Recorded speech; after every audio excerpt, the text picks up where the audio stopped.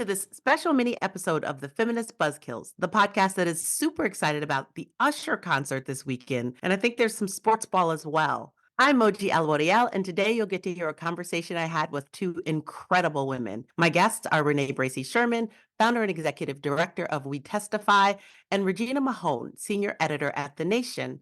Together, they've written Liberating Abortion, a book which comes out in October. But today, we're talking about the A-Files, A Secret History of Abortion, which is a podcast that they co-host.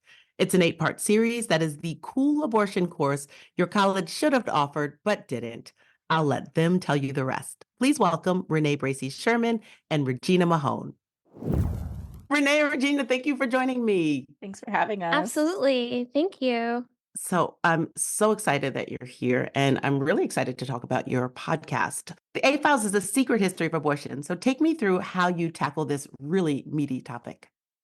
Absolutely. I think to talk about how we tackle it, it's important to talk about how it got started.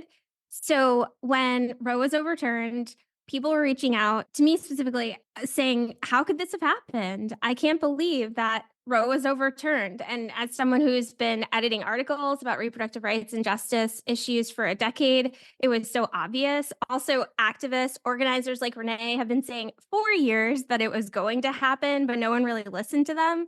And so in that moment after Dobbs, I was thinking like, okay, well, I'm happy to walk you through how it happened, but that was, of course, not exactly what they wanted to hear in that moment. People were just processing. But also at the time, we were in the thick of our book research. Renee and I have known each other for at least 10 years, going back to when I was her editor at Rewire News Group. And we had decided to work on a book together, and we were in the middle of researching for our book when Dobbs came down.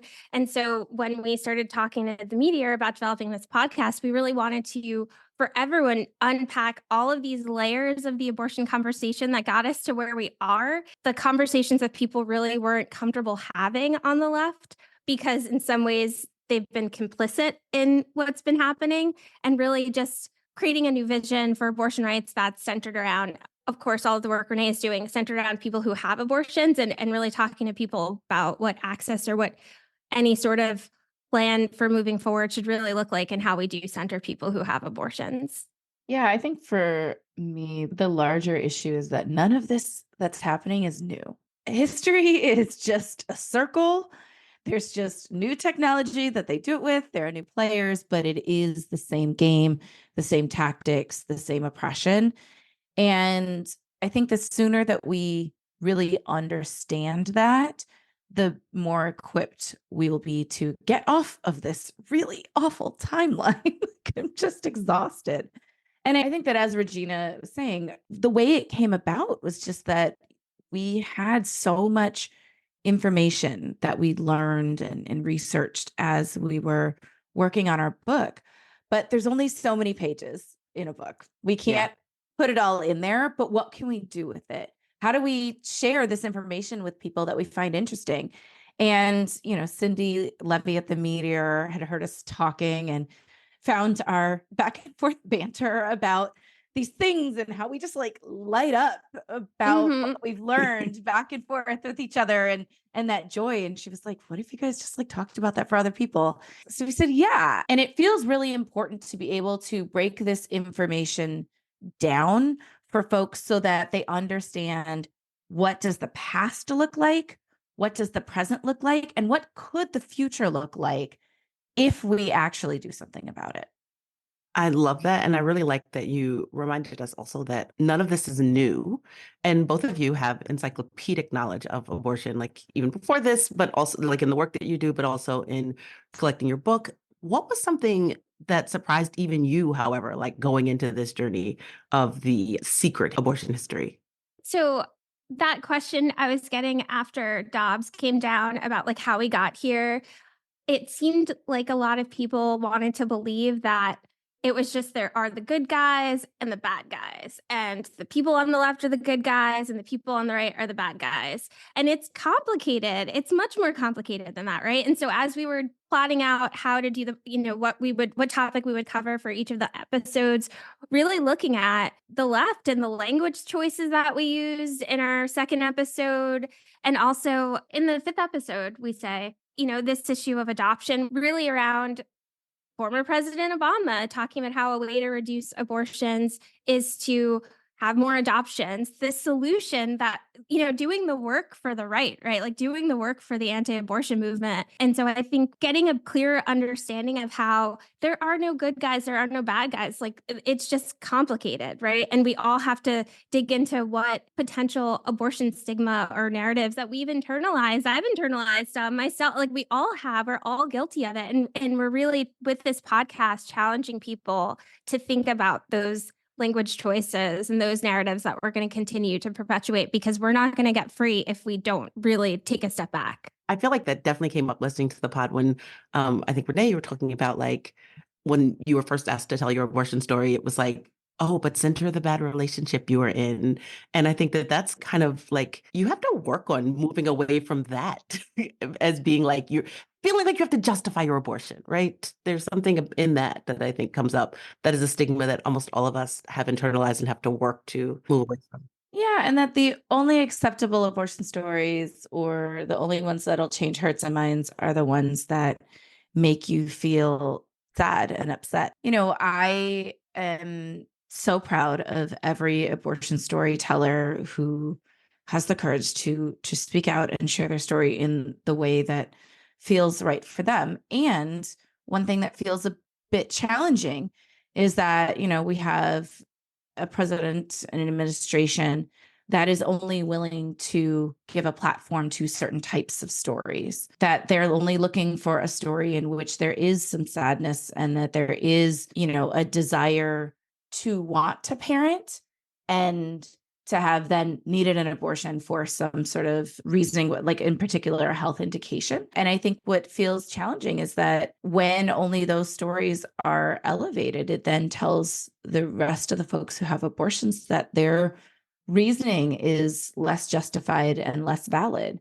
It's also really difficult to notice that, for example, President Biden has yet to meet with a non-white abortion storyteller. That's just a fact. I've been looking at it. Mm-hmm. The majority of the people who have abortions are people of color. We have been in this fight for centuries, thousands of years, as we documented in our book, as we talk about on the podcast, right?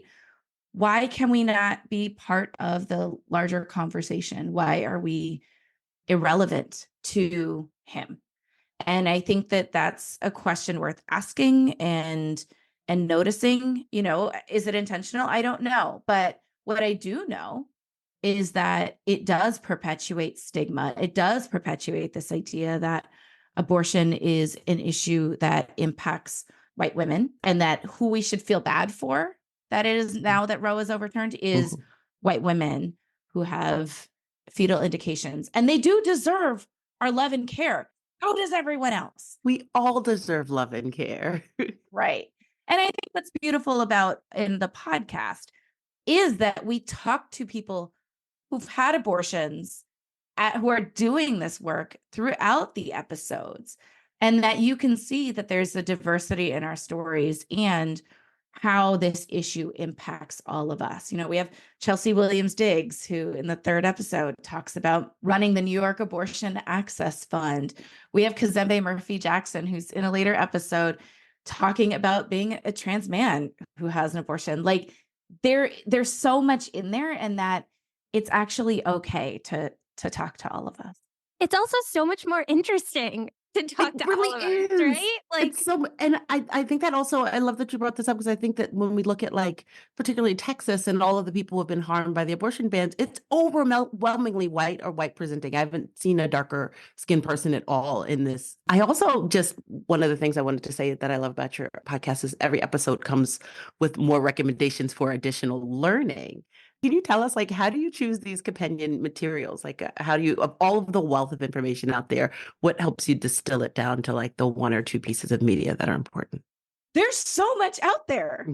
I think one of the things my mentor, Dr. Tracy Waits, who's in the second episode, often says is that, like, we need to read more books on the history, right? And so, like, oh, we don't need to be like Kanye and not read books?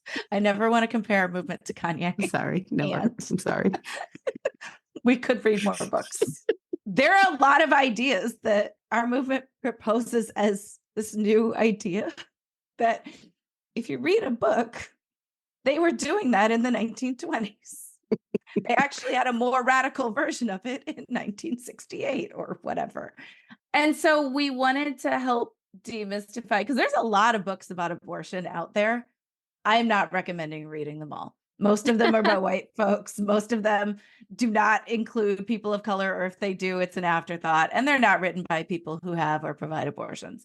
That's just a thing. But we wanted to be able to take those resources that we've really deeply learned from and share that, because we did not come up with this knowledge all on our own. Right. We read books. A lot of books. We read a lot of books. We read a lot of studies. We did a lot of research. So yeah, I'm not gonna lie. Part of it was to be like, look, You guys, you can read a book. we did the research, but like also that people can go learn other things for themselves, because the podcast can only be 45 minutes. Each of our interviews themselves were an hour. We cut them in a half or a quarter. Yeah. Plus, we had a lot to say, and then that got cut down.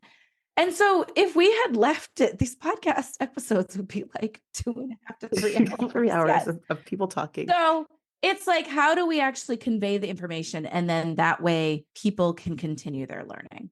But also find a way to add their voice to the conversation, because these are all conversations. If you think about articles on the internet, if you think about books, all the books that we're talking about in the episode, we're just adding to that knowledge, and anyone can do it because everyone has different stories. Renee says all the time, like, even if you haven't had an abortion, you might have one, or you might know someone who's going to have one, and your experience is only going to add to the conversation. So we wanted to make this as accessible as possible for everyone, because everyone is affected by this issue. So one day on Twitter, I was trying to catalog some of the novels that I'd been reading a lot of novels, and somehow they all happened to have protagonists of color who were having abortions. And I was like, how do I always just like find a book with abortion in it? It was not intentional. So I wrote a bunch of the names of the books down, and I said, these are the ones that have protagonists of color who've had abortions. Am I missing any? And people proceeded to send me books with white protagonists in Oh my them, or just gosh. like The Handmaid's Tale. Did not which- understand the assignment at all. Did not read. They did not read. Did not read. So it became frustrating that even when we're asking to center people of color in the conversation, our imagination, our memories can only remember the white stories. And that is what feels very challenging. And so that's how the There Are Other Books section came about. That segment is about, we love The Handmaid's Tale. It's great. TV show. Great. Love it. Great. Fine. Margaret Atwood, thank you for your service. And there are other books. Right. There are literally other books that have been written since 1985. And like, we want to share those books with other people to say, here are other books that reflect different aspects of abortion that might not be a dystopian novel, might actually just be, here's a reality, here's a self-managed abortion book. Like, just give people other things to read and learn from. I love that. I feel like not gatekeeping information is so important, and also letting people check your work, right? Like, oh, no, I know what I'm talking about. Here, read the book. Please fact check me. I'm into it. Is there anything else you want to add before we go? We just hope that you listen, that you love it, and that, you really learn something and share it with some friends. And then if you do anything, say the word abortion, don't talk to cops, support your local abortion fund. And remember, you never know when you're going to need an abortion. So digest this information and definitely hold on to it for your loved ones who might need one as well. Awesome. Thank you both so much. Thank you. Thank you. That's our mini show. Listen and subscribe to the A-Files podcast wherever you pod. And follow Renee and Regina on all of their socials. They have so much wisdom to share with all of us. All the links are in our show notes. And if you haven't already done it, like, subscribe, and give us 5 stars. And follow us at Abortion Front on all the socials as well. We have some extra cool events that we wanted to tell you about. Michael Shannon and Jason Narducci are touring around the country doing an REM tribute show, and AAF is getting proceeds from this super cool poster that's for sale at the concerts. So the tour's already started. You can get tickets, enjoy an incredible show, and then buy a poster that supports Abortion Access Front. What is a wonderful evening. In the coming weeks, they'll be in North Carolina, DC, Pennsylvania, and Massachusetts. So get you some tickets. And the documentary about AAF, No One Asked You, is showing at national film festivals as well. If you're in San Francisco tonight, February 9th, it'll be showing during the San Francisco Independent Film Festival around 6:15, and Liz will be there in person doing a Q&A. Other dates, including next week in DC, are available at nooneaskedyoudoc.com. Tickets for both are in our show notes, as well as info on all the upcoming dates. Coming up on Feminist Buzzkills, next week, Alyssa will be holding it down with me, and Liz will be checking in from her travels to tell us all about the San Francisco Film Festival. We'll also have a chat with Diana Green Foster, author of The Turnaway Study, 10 Years, 1,000 Women, and the Consequences of Having or Being Denied an Abortion. It's a conversation you will not want to miss. Finally, join our Patreon. You'll support great content and get cool FBK merch and experiences. All pledges support this pod and all of our activism at Abortion Access Front. Pledge at patreon.com/feministbuzzkills. FBK is edited by Remedy Tournay and is produced by Abortion Access Front. Thanks for joining us for this super special mini episode. I hope you enjoyed it as much as I did. Feminist Buzzkills, the podcast from Abortion Access Front. New episodes drop Friday. When BS is poppin', we pop off. And if you want to support our podcast and all the work of Abortion Access Front, like, subscribe, and join our Patreon at patreon.com/feministbuzzkills. The living room is where you make life's most beautiful memories. But your sofa shouldn't be the one remembering them. The new life-resistant, high-performance furniture collection from Ashley is designed to withstand all the spills, slip-ups, and muddy paws that come with the best parts of life. Ashley high-performance sofas and recliners are soft, on-trend, and easy to clean. Shop the high-performance furniture in-store or online at ashley.com. Ashley, for the love of home.